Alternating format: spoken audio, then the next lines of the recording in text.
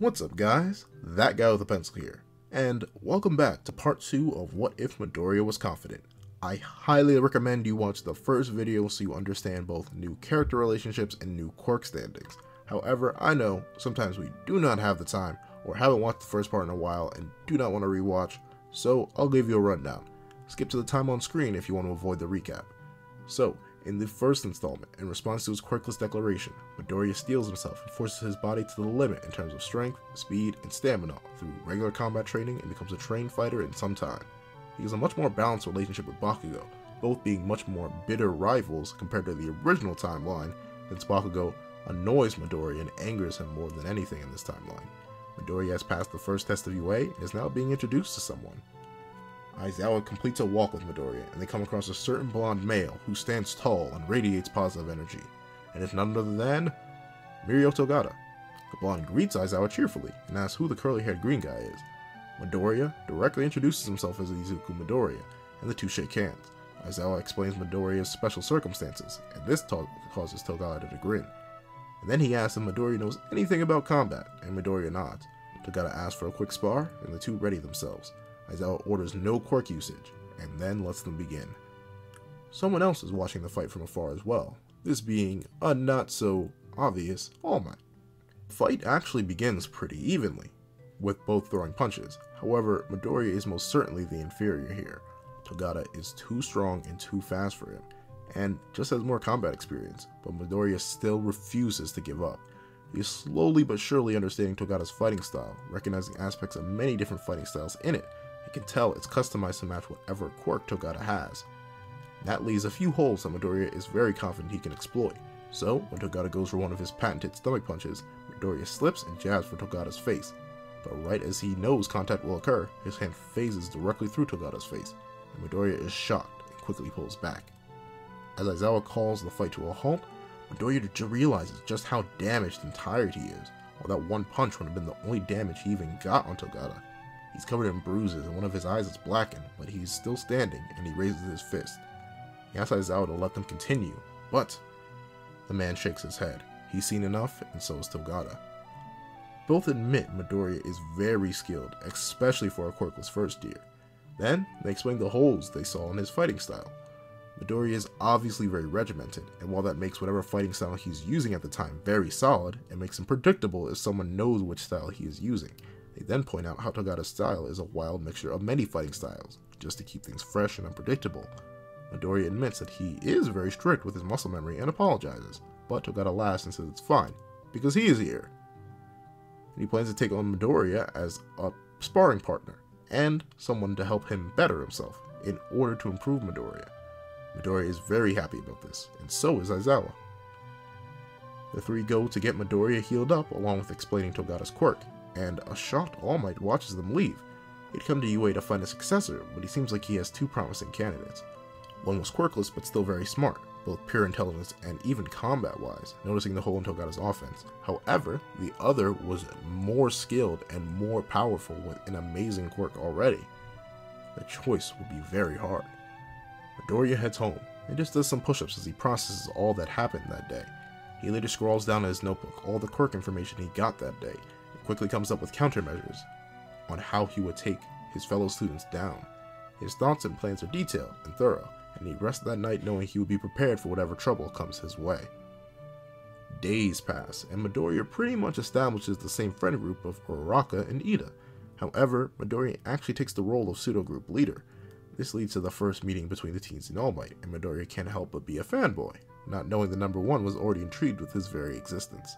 This leads to the big initial conflict, the battle trial. Midoriya has his own maid costume, and is super proud of it, showing off to Uraraka and Ida, who both enjoy the design. The battles are drawn as normal, and the results stay the same. I'm going to cut to the chase. Bakugo is still very angry at Midoriya, and is itching to blow him apart. On the contrary from Midoriya, he knows exactly how to beat Bakugo, and is not worried in the slightest. He and Uraraka infiltrate the building, and Midoriya ends up laying out the plan, and the two instantly go to work, and like normal, Bakugo charges headfirst in the battle. However, Midoriya easily avoids his former best friend, and tells Uraraka to take action. Uraraka charges off, but Midoriya grins as Bakugo does not care. He wants Midoriya's blood, but Midoriya simply takes up a fighting stance very akin to a regular boxer with a relaxed smile. Bakugo charges in, but Midoriya instantly switches to judo and slams Bakugo into the ground. Bakugo is furious and scrambles up, lunging for Midoriya again. Midoriya avoids him and asks about the costume, causing Bakugo to boast about the massive power he has stored within his gauntlets, before declaring a worthless, quirkless whelp like Midoriya isn't worth his time and lunges in for the kill. But now, Midoriya got the confirmation of the information he needed, and figured out based off the design. He sidestepped, burying his palm into Bakugo's face, throwing Bakugo to a wall, and having watched Bakugo take on the outfit, he takes the gauntlet off. Midoriya lays the gauntlet down, bouncing right back into a boxer stance, rushing into Bakugo and laying multiple blows into his opponent. Bakugo uselessly flailing his arms around and throwing out explosions, but Midoriya is so close to him that all his attacks are missing or being redirected by Midoriya pretty easily.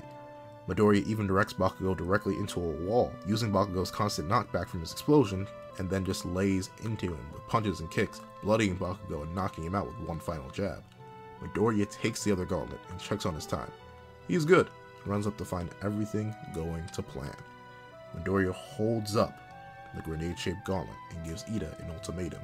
Midoriya knows Ida's top speed is slower than his brother's. He also knows the speed of the massive explosion he is about to release using Bakugo's gauntlet, and the fact that Ida could never hope to dodge it, not only due to its size but its sheer speed, which is faster than his brother's. He then proceeds to explain that he got these weapons from Bakugo, who he beat with his bare hands, and thus Ida has no backup coming. Then, he throws the other gauntlet to Uraraka, who had been stalling Ida out while Midoriya bested Bakugo. Midoriya then proceeds to explain that these two massive explosions will most certainly defeat, if not kill, Ida if he does not surrender in the next 10 seconds. Ida relents, dropping down, and both stalk over to the device to grab it. They win, and everyone is impressed, especially with Midoriya. He managed to beat Bakugo and Ida with little damage, and that's crazy for someone who was quirkless. Midoriya takes all the praise with his trademark smile, and blushes when Uraraka praises him, but he quickly praises her back, talking about how she did a fantastic job holding off Ida and blocking his escape. Uraraka blushes, but gratefully accepts the praise, and the two stand back and watch the rest of the fights, which typically go the same as in canon. Bakugo wakes up in the infirmary, furious but still in pain. He had absolutely no idea that Midoriya had been training in the first place, especially not with that level of skill. That explained a lot, but he still did not quell his rage. He substitutes the idea that Midoriya was training all this time with some excuse that Midoriya is secretly having a quirk after all these years. Bakugo is still in denial, and that'll be very important later. The day ends, and Midoriya waves goodbye to everyone and goes to his current teacher. Togata happily greets him and asks him for another quick spar. Midoriya agrees and then instantly loses to Togata as Togata uses his quirk. Togata begins to explain, but Midoriya accidentally cuts him off, explaining that he's not used to quirkless combat, and asks Togata to keep beating him down until he can fight properly.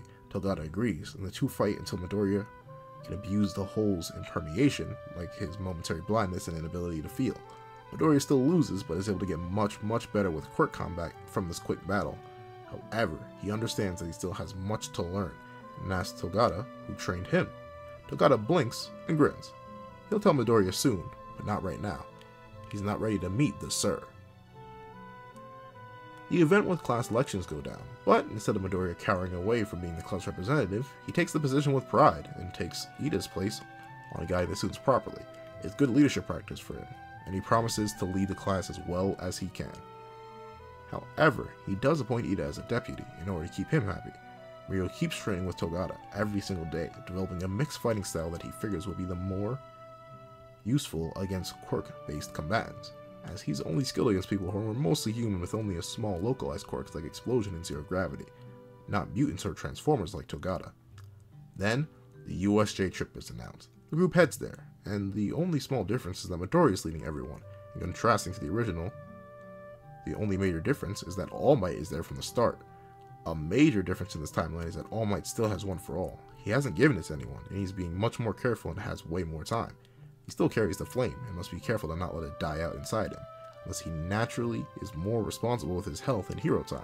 The class is amazed with the area, but suddenly, a dark portal opens, as in the regular timeline. The man of many hands walks out and grins. "Let the games begin." And that's where we're ending it, folks. So yeah, this part was mainly the first real fight between Bakugo and Midoriya, and gives Midoriya a much better reason for winning than the original timeline, along with a much better plan. Midoriya abuses Bakugo's hatred of him, and his superior skill in combat in order to best Bakugo, uses Bakugo's gauntlets as a threat to beat Ida, someone he knows Araken himself could not normally defeat. Then, Midoriya becomes a leader, and we get to see the unforeseen simulation joint. What's going to happen? Midoriya still doesn't have one for all, but he's much more skilled and trained. All Might has one for all, spare time, and is there from the start.